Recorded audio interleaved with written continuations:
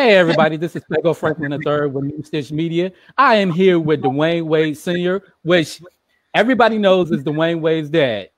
How you doing, first and foremost? I'm good, man. How about yourself? I can't complain. It's nice, beautiful out in Seattle.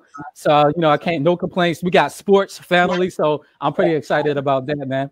So since we're on the sports page, because I know we had talked about this off, record or whatever like that. What are the two teams that you like right now that you could see going to the finals? I believe it's going to be Toronto and the Clippers. But why do you think that? Why I think that? Yes, sir. I mean, well, I like the Lakers. I like Milwaukee. I just think the stronger team is Toronto and in the East, and then in the West, I think the Clippers has the stronger bench and team. So I think those two might make it in the 7-game series. They're gonna take somebody out. Yeah. Okay. Yeah, I can see like Boston and maybe the Clippers because they are very deep in their they're very deep in their bench, man. Why you give me that face? I mean, Boston is a good team, but I think they lack depth in the bench a little bit. The three players that start is the team really, but we'll see. I think that Toronto and Milwaukee is probably the best in the East to me. Okay. I like Boston, but they need more depth. Okay. So outside of that, I know you have a foundation going. Tell me a little bit about your foundation and what it represents. Pro Pops Foundation, man. It means everything to me. It's dedicated to bringing father and children back together worldwide. We've been in Miami. I believe this is the 15th year in Miami. I've been not-for-profit for, I could say, well over 37 years, like about 38 years now. And we're excited about what we bring to the community. And it's mostly education, keeping kids informed that, all kids are not going to be athletes, but they need to know that education is foremost the number one thing. And that's what we bring to them other than sports. And I know that you did an event during NBA AllStar Weekend. Shout out to my girl Brittany, who was out there covering it. I definitely appreciate that. What did it mean to you that a lot of members came out there and supported your event? I mean, it meant everything because what I did in Robbins AllStar Weekend was to give back to the community that my son was raised in, and it's not often that a town of about 7,000 people get to have NBA players, WNBA players, and people of that nature around them, and NBA dads for that in their neighborhood. And I think it was very exciting for everybody in Robbins, Illinois. It excited me because I got a chance to go back and give to my community, man. That's something that we all should do. Once we leave a community, we should always go back and support that community 110%. And so I felt great about that. And the community supported us well. Everything we did, the food industry, everybody supported us and made the event what it was. So I was very excited for the things that happened in Robbins. And also, I lucked up and I got a Dwyane Wade Sr. Day out of that. So, yeah, February 20th, 21, we'll be doing celebrating Dwyane Wade Sr. Day back in Robbins again. So it was a very exciting day for me. Great people were on our board. They came on and spoke to the kids in the community, and the community turnout was incredible. So I was very excited for my community, Robbins, Illinois. Yeah. What does it mean to you that your son, the person that you molded, became a superstar in the NBA as well as a community leader? What does it mean to you? I think it means that he's following in the foot tracks of his dad. Finally. Amen to that. Mostly, I think we follow him because of his stardom and what he does worldwide in the communities. But he's an awesome person. I think me being the person I was coming home from the military, I was strict, and I think that paved the way for the person that he is, and he learned a lot from me being that person. And he's just an incredible son to have, and I wish that more dads could have a son like him. So I know he has been to a couple of finals. What was the most memorable finals that you've been at that you could sit there and say, "Hey, that's my son right there"? The picture is frozen because I wanted you to see my face, but yeah, because I'm like, what is going on here? Yeah, it's frozen. So I think the most memorable one would be the one against Dallas that they lost, and I was at that one, and I always tell my son that he lost that, not LeBron James, because everybody said LeBron James wasn't ready, and he lost that. But I'm sure LeBron wasn't set for a championship yet. He had it in the back of his mind, but I think that Dwyane, being the leader that he was, and I had already won a championship, I think it was his time to lead LeBron and Washington to that championship, and he failed him, to me, because of the things that he did when he was in Dallas, and we could have came back up 3-1. So I fault my son for that, and I know the world is probably going to say, "Nah, he didn't lose it," but yeah, he did. So since we talk about LeBron James, I know he's a great, phenomenal leader. I mean, he's doing a lot of great things in the community in Akron out there, building a school. I mean, what does it mean to you that you had all these individuals around to help your son whenever he was going through trials and tribulations when you weren't there? Oh man, you know what? People, as they grow up, they have to mature, and they have to get a certain circle around them that supports them. Team support is everything. The team that he has around him, the LeBron James, the Chris Pauls, Carmelo, so forth and so on. Those guys have been great guys to have as friends, and it's hard to find guys that you can actually say, are your friends? Because they friends one day and they're not friends the next day, or they friends for money and things like that. So he has a great supporting cast of friends, and I think he did a good job of picking the people that's going to be in his circle. So when I wasn't there, I guess these guys played dad for me, you know what I'm saying? But I'm always there, whether I'm there physically or not. I'm always there, and I'm always watching. So it's not a time that I'm never not there, because dad is always watching you 100%, because you're just like me. You got my name, so you're walking in my shoes at all times. So what is the pros and cons with being an NBA dad? I don't really think there's any pros and cons. What I think it is that we have an advantage to step up and be the dads that a lot of people don't recognize that we are. You know what I'm saying? Like, just for example, the NBA probably looks at us as nobodies, where they look at mothers in a different eye. And I think it's time out for that. And I think as role models, we play a significant role in our children's life. And we play a significant role in today's life, because we set the example for dads around the world, because we've been on the back burner so long. In this organization, we know that we're about family first, and then we're about community second. And that's a big role to play. And I think as dads, we stepped up and did our part. We got a great organization. Our president, Charles Paulus, did an amazing job as president. And I look forward to more dads joining, because this is not just an organization you join because you want to get something out of it. You join this organization because of who we are and what we became, because of our children. And that's the most important thing.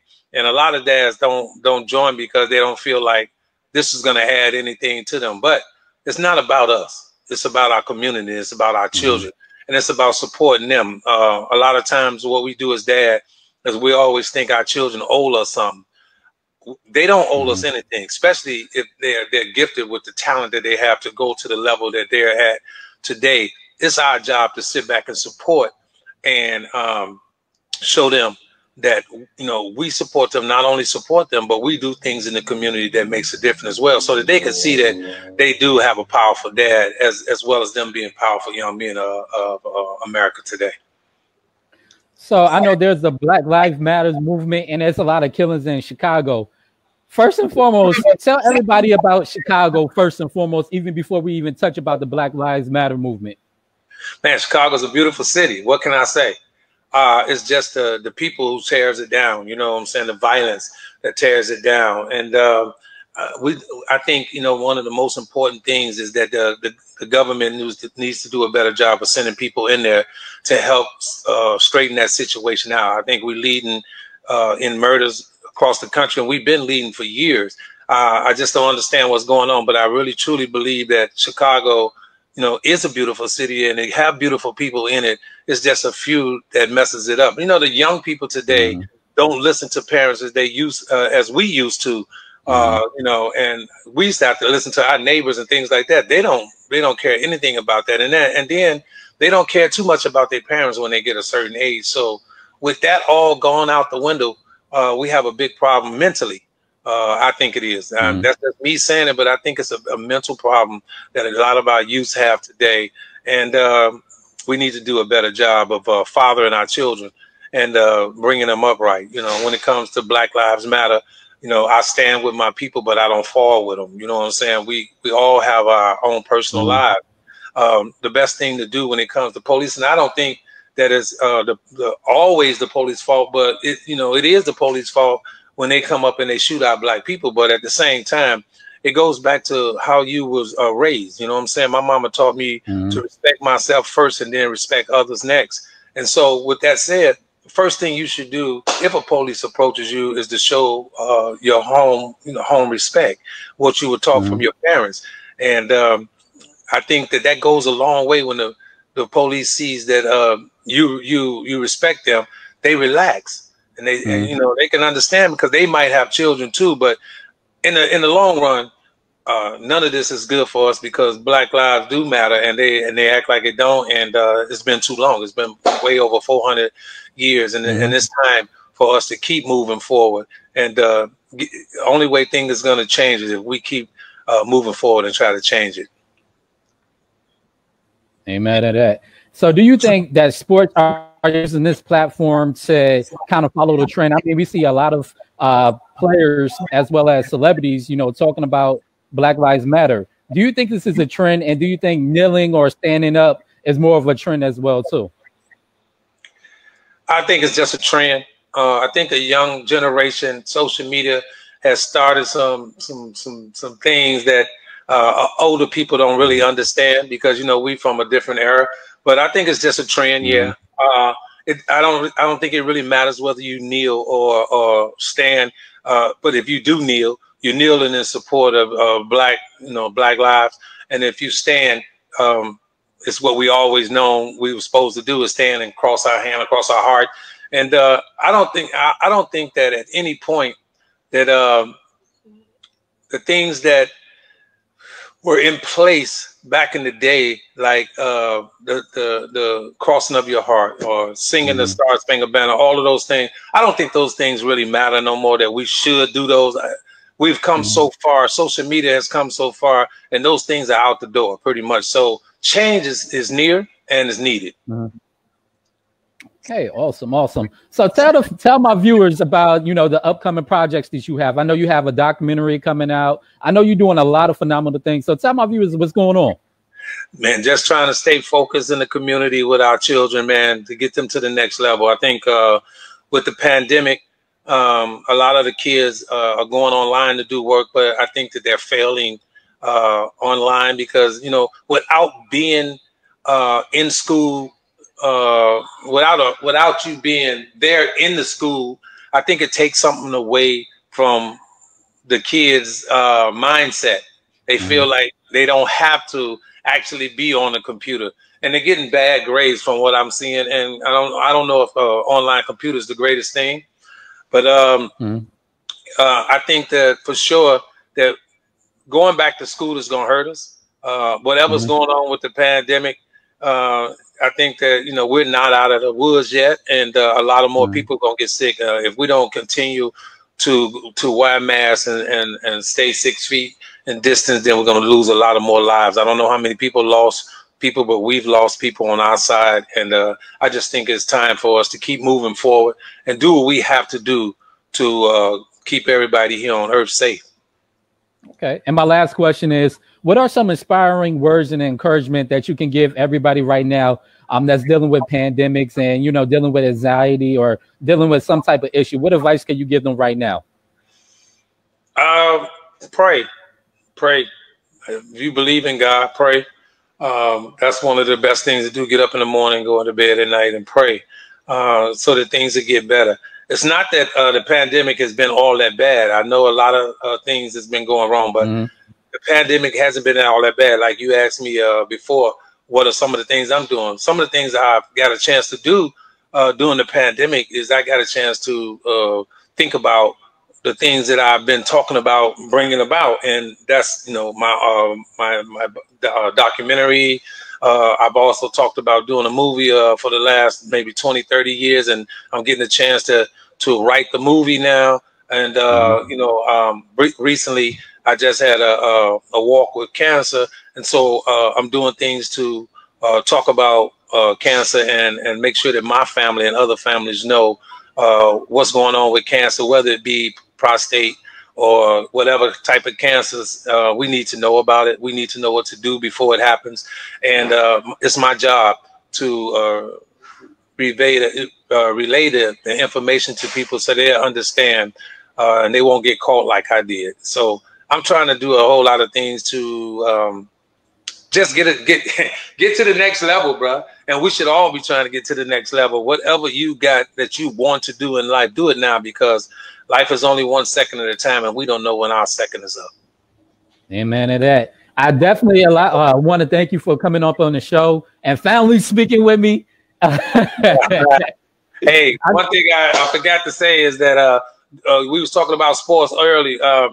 Don't sleep on OKC and don't sleep on the Miami Heat, because those are two teams that's really deep off the bench. When we was talking about bench team, those two teams are deep on the bench, and they might surprise you. So don't sleep on those two teams. Oh yeah, but, you know, I'm gonna definitely text you if they lose too. I'm like, hey, Mr. Wade. Hold on, like you with Boston, right? I'm a diehard Lakers fan, but I do got Boston in the finals. And where you from? I'm from Virginia. We don't have no team. Yeah, I know why. Yeah, man. The Lakers is definitely, you know, a team that we need to be worried about. But I mean, that's what everybody look for. They look for the Lakers to win. You know what I'm saying? Because LeBron and Davis is there. But do you have a supporting cast that you need? I think with Rondo out, who else is out? Somebody, and Kuzma is not doing his job right now that he did a year or two ago or whatever. And I just think that they're a little bit short. But let's have fun, man, because sports is back, man. And I'm enjoying it, man. I'll be sitting in front of the TV all day watching sports, man, watching basketball. You know what I'm saying? They come on from like 1:30 to about, what, 10, 11, 12 at night. And so I get to sit and watch sports all day. And I know everybody that's at home with the pandemic, I know they're happy that sports is back because it gives them something extra to do. You know what I'm saying? I find myself every day just sitting around the house. It's daylight, and then all of a sudden it's dark, and you're going to bed. So it gives you a lot to do watching sports, you know. And I don't know if baseball is going to come back, but I love baseball. I know you know I'm a 7 sport man, so I love baseball, and I hope that baseball stays playing. Exactly. And then before I let you go, do you think there's going to be an NFL season? Yeah, I think they'll find a way, man. The job that the NBA did putting that together, man. I think they spent like $150 million. Don't quote me on that, but I think they spent that type of money on it. NFL has that type of money to make it happen, and I think they'll have a season. Yeah, and hopefully the pandemic will start what they used to say curbing. You know, and, we can get back to some kind of regular life, but it'll never be the same. And life is going to change from this day forward, and everybody get ready for it. Amen to that. But we'll definitely talk soon, Mr. Wade. It's been a pleasure with having you on my show. Definitely have a blessed and productive day, and we'll talk soon. Thank you, man. Always. Always. All right, now have a blessed one. All right. All right. Bye-bye.